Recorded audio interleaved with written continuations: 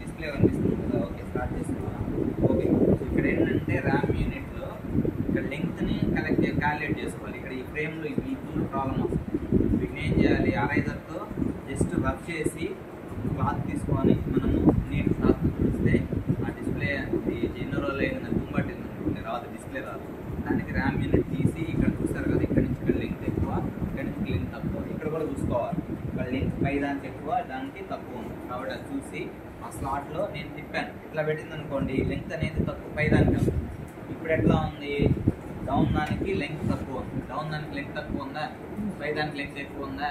ఇలా తిప్పితే డౌన్ దానికి లెంగ్త్ ఎక్కువ వస్తుంది దానికి. కాబట్టి కరెక్ట్గా ఈ విధంగా మనము ప్లేస్ చేస్తాం. ఓకే,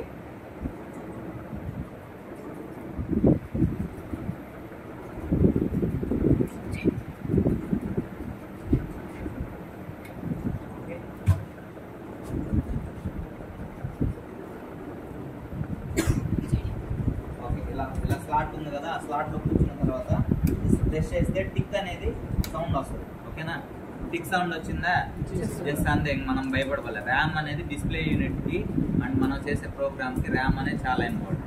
మిగతాది ఎస్ఎంపిఎస్ అంటే మీకు ఆల్రెడీ సప్లై నుంచి ఇక్కడ సప్లై ఇచ్చాం కదా, మనం 3 పిన్స్ సప్లై ఇచ్చాం కదా, ఆ సప్లై నుంచి డైరెక్ట్గా మనకి ఈ బోర్డుకి ఏం కావాలి అనేది టోటల్ సప్లై యూనిట్ మొత్తం కూడా ఎస్ఎంపిఎస్ ద్వారా ఈ మొత్తం మదర్ బోర్డు కానీ ఫ్యాన్స్ కానీ మిగతా యూనిట్స్ అన్నింటికి కూడా మనకి సప్లై ఇచ్చేది ఎవరంటే ఎస్ఎంపిఎస్.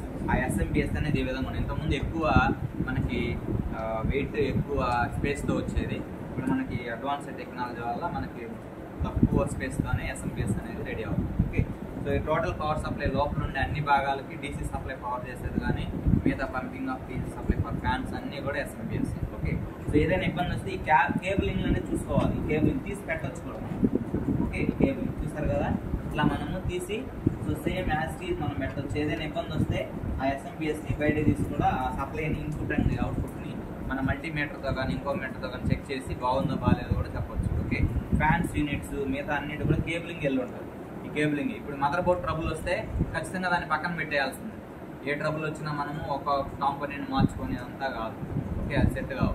ఓకే, ఒకవేళ సెట్ అవుతాయి అంటే అది అడ్వాన్స్ టెక్నిక్ ఉన్న ల్యాబ్స్కే పంపించాలి.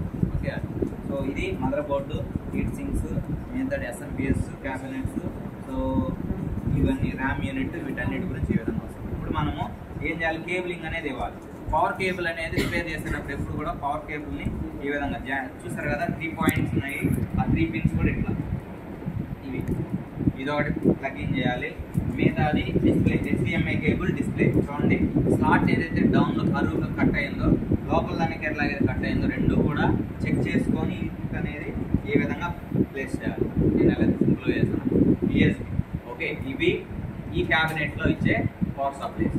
ఇవి సిపియుకి కనెక్షన్స్ అన్నీ కూడా అయిపోయాయి. హార్డ్వేర్ మీరు నేర్చుకునేది only connections of all the input and output device like this. Okay, so ఏంటివి, పవర్ కేబుల్ ఇన్పుట్, అవుట్పుట్ వచ్చేసి మనకి డిస్ప్లే యూనిట్, ఇది output display unit and input keyboard and mouse.